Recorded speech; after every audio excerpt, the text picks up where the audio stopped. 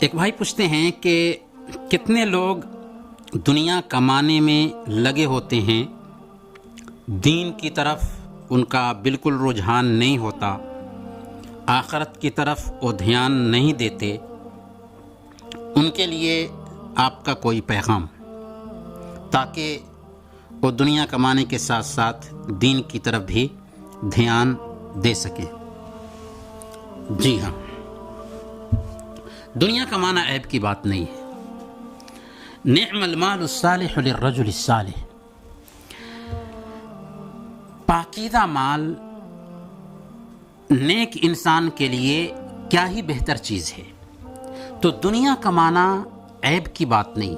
اسلام ہمیں دنیا میں رہنے، دنیا کمانے، دنیا کی خلافت سنبھالنے کی حوصلہ افزائی کرتا ہے، جنگلوں میں جا کر کے بسنے سے منع کرتا ہے، بیوی بچوں سے کٹ کر کے زندگی گزارنے سے روکتا ہے۔ اسلام معاشرتی دین ہے، سماج میں رہنا سکھاتا ہے اور دنیا کمانے کی ترغیب دیتا ہے۔ لیکن اگر ایک انسان دنیا میں لگ کر کے آخرت کو بھلا دیتا ہے تو بہت بڑے گھاٹے کا سودا کر رہا ہے۔ اللہ تعالیٰ فرماتا ہے، یا ایھا الناس ان وعد اللہ حق فلا تغرنکم الحیاۃ الدنیا، اے لوگو، اللہ کا وعدہ برحق ہے، لہذا دنیا کی زندگی تجھے دھوکے میں نہ ڈالنے پائے۔ دیکھنا چاہے اگر دنیا کا مستقبل تو سن، کانچ کا برتن کسی پتھر کے اوپر پھینک دے۔ جی ہاں، یہ ہے دنیا کی حقیقت، اور اسی دنیا کے پیچھے ایک انسان اپنی آخرت کو برباد کر رہا ہے۔ ایسا نہیں ہونا چاہیے۔ اللہ کے نبی صلی اللہ علیہ وسلم نے دنیا کے بارے میں کیا فرمایا؟ ما الدنیا الا مثل ما يجعل احدكم اصبعه في اليم فلينظر بما يرجع۔ دنیا کی مثال ایسی ہے کہ تم میں سے ایک آدمی سمندر میں اپنی انگلی ڈالے یوں، اور پھر انگلی سمندر سے نکال کر کے دیکھے کہ اس کی انگلی کتنا پانی لے کر کے آئی ہے۔ اب سوچیں، ایک سمندر میں آدمی انگلی ڈالتا ہے اور انگلی نکالتا ہے تو کتنا پانی انگلی لے کر کے آئے گی۔ یہی دنیا کی حقیقت ہے، اور آخرت کی زندگی کو سمندر سمجھیں جہاں ہمیشہ ہمیشہ کے لیے رہنا ہے۔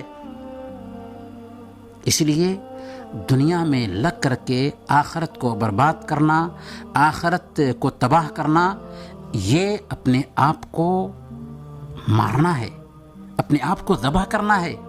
اگر ایک انسان دنیا دار بن جاتا ہے اور دین سے بالکل کٹ چکا ہے تو سمجھ لیجیے کہ وہ زندہ ہو کر بھی مردہ ہے۔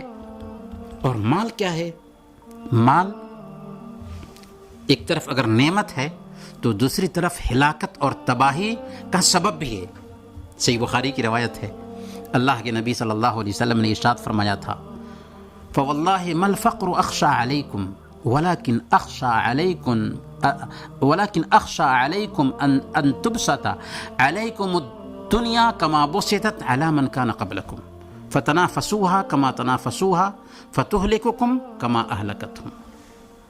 کہ اے میرے صحابہ، میں تمہارے حوالے سے فقر و فاقہ کا اندیشہ محسوس نہیں کرتا، مجھے یہ اندیشہ نہیں ہے کہ تم فقر و فاقہ کے شکار ہو جاؤ گے، لیکن ہمیں اندیشہ اس بات کا ہے کہ دنیا تمہارے اوپر کشادہ ہو کر آئے گی اور تم دنیا کمانے میں ٹوٹ پڑو گے، جیسا کہ تم سے پہلے لوگ دنیا کمانے پہ پل پڑے تھے۔ فَتُهْلِكُكُمْ کما اہلکتہم، تو جیسے ان کو دنیا نے برباد کیا، ہلاک کیا، ویسے ہی تمہیں بھی دنیا ہلاک اور برباد کر دے گی۔ مردود اقوام کے قصے پر ہی قرآن کریم میں کیسے اللہ تعالیٰ نے برباد کیا، دنیا داری کی بنیاد پر۔ دنیا میں پھنس گئے تھے، آخرت کو بھلا دیا تھا۔ تو اسلام ہمیں یہ سبق دیتا ہے کہ دنیا میں رہ کر، دنیا کما کر، دنیا کے تقاضے پورے کرتے ہوئے آخرت کو مت بھولو، آخرت کو یاد رکھو۔ اگر ہم آخرت کو اپنے سامنے میں رکھتے ہوئے، آخرت کو مد نظر رکھتے ہوئے دنیا کماتے ہیں نا تو اللہ تعالیٰ ہماری شیرازہ بندی کرتا ہے اور دنیا بھی دیتا ہے. اسی لیے سنن ابن ماجہ کی روایت ہے، اللہ کے نبی صلی اللہ علیہ وسلم ارشاد فرماتے ہیں من كانت الآخرۃ همه جعل اللہ غناه فی قلبه وجمع له شمله واتته الدنیا وہی راغمہ، کہ جس کی کوشش آخرت کے لیے ہوتی ہے اللہ تعالیٰ اس کے دل میں بے نیازی ڈال دیتا ہے اور اس کے معاملے کی شیرازہ بندی کرتا ہے اور دنیا اس کے قدموں تلے جھک کر کے آتی ہے. اللہ تعالیٰ دل میں بے نیازی ڈال دیتا ہے اور اس کے معاملے کو منتشر ہونے سے بچا لیتا ہے، اس کی شیرازہ بندی کرتا ہے اور دنیا اس کے سامنے جھک کر کے آتی ہے، کیونکہ وہ دنیا کا طلبگار بن کر کے نہیں رہا بلکہ اس کی کوشش آخرت کے لیے رہی تب. اور جس کی کوشش آخرت کے لیے ہوتی ہے اس کے بارے میں اللہ کے نبی صلی اللہ علیہ وسلم بیان فرماتے ہیں کہ جس کی کوشش دنیا کے لیے ہوتی ہے اللہ تعالی جعل اللہ فقرہ بین عینیہ، اس کے سامنے میں اس کے فقر و فاقہ کو واضح کر دیتا ہے، اس کے سامنے میں اس کے فقر فاقہ کو ظاہر کر دیتا ہے. وفرق علیہ جمعہ، اس کے شیرازہ کو منتشر کر دیتا ہے. ولم یأتہ من الدنیا الا ما کتب لہ، اور اسے دنیا اتنی ہی ملتی ہے جتنا اللہ نے اس کے لیے لکھ دیا.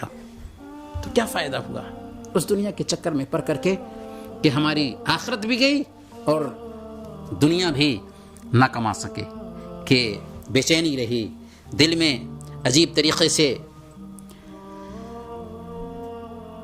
لالچ اور حرص کا غلبہ رہا، یہاں تک کہ دنیا بھی اتنی ہی ملی جتنا اللہ نے ہمارے لیے لکھ دیا تھا. اس لیے ایک مسلمان کو آخرت کا رسیہ ہونا چاہیے. دنیا کمائیں لیکن آخرت کو بنا کر کے یاد کریں کہ ایک دن ہم مرنے والے ہیں. یہ جو دنیا کما رہے ہیں 24 گھنٹے جو ہم پریشان رہتے ہیں دنیا کی خاطر، اپنی آخرت کو تباہ کر کے اپنے بچوں کے مستقبل کے بارے میں جو سوچ رہے ہوتے ہیں، یہ چیز بہت خطرناک ہے. ہمیں بچوں کا مستقبل بھی بنانا ہے اور اپنی آخرت کو بھی تباہ ہونے سے بچانا ہے. تو ہمیں یاد رکھنا ہوگا کہ ایک دن ہمیں موت آنے والی ہے. ایک دن ہمارے ہی رشتہ دار جن کے لیے ہم 24 گھنٹہ تھکتے ہیں ہمیں غسل دیں گے، کفن پہنائیں گے، کندھے پر لادیں گے اور تنگ و تاریک کوٹری میں سلا کر کے آ جائیں گے. پھر ہمیں مردہ کے نام سے یاد کریں گے، چند دنوں تک یاد رکھیں گے، پھر وہ بھول جائیں گے. یاد رکھیے جب موت کو ہم دیکھیں گے نا تو ذہن کے سارے پردے کھل جائیں گے، ساری رکاوٹیں دور ہو جائیں گی. لیکن پھر کاہے کو پچھتاوا جب چڑیا چگ گئی کھیت. اللہ تعالیٰ نے یہ بات بھی اپنی کتاب میں فرما دی ہے، حتی اذا جاء احدهم الموت قال رب ارجعونی لعلی اعمل صالحا فیما ترکت. جب ایک بندے کو موت آتی ہے نا تو اللہ سے گزارش کرتا ہے کہ اے اللہ ہمیں دنیا میں لوٹا دے، میں دنیا میں ویسا نہ رہوں گا جیسا پہلے تھا بلکہ سنبھل جاؤں گا، تیرے دین کے مطابق چلوں گا، تیرے نبی کو فالو کروں گا، تیرے دین کے حساب سے زندگی گزارنے کی کوشش کروں گا. اللہ فرمائے گا کلا انہا کلمۃ ہوا قائلوہا، ہرگز نہیں، یہ تو بکتا رہے گا، ہمیشہ بکتا رہے گا. اب وقت جاتا رہا، جی ہاں 60 سال 70 سال 20 سال 30 سال اللہ تعالیٰ نے دنیا میں جو زندگی دی ہے، اس زندگی میں ہمیں اپنی آخرت کو تباہ ہونے سے بچانا ہے.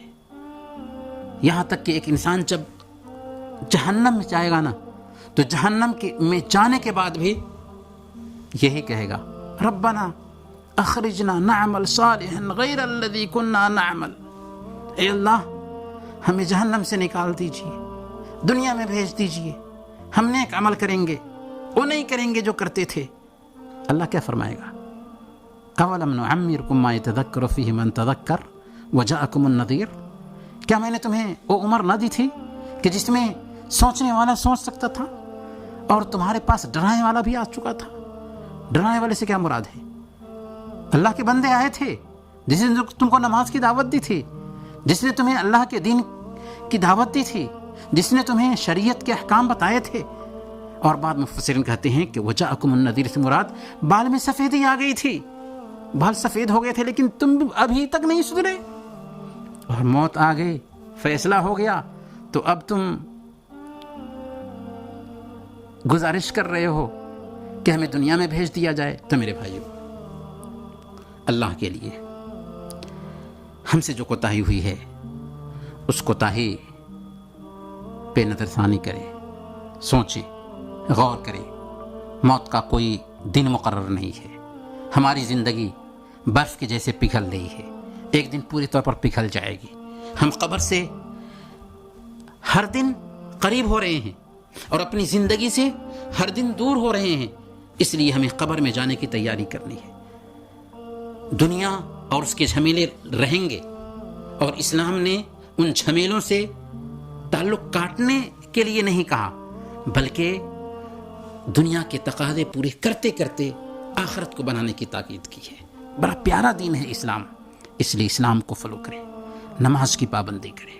اس میں سکون ہے، دنیا میں بھی سکون اور آخرت میں بھی نجات. قرآن کی تلاوت کا معمول بنائیں، اپنے بچوں کی صحیح تربیت کریں، ذکر کا اہتمام کریں، نیک صحبت میں رہنے کی کوشش کریں. عجیب طریقے سے آپ کی دنیا بھی سنورے گی اور آخرت بھی سنورے گی. اللہ تعالی ہم سب کو اسی توفیق عطا فرمائے. وصلی اللہ علی نبینا محمد وعلی آلہ وصحبہ اجمعین.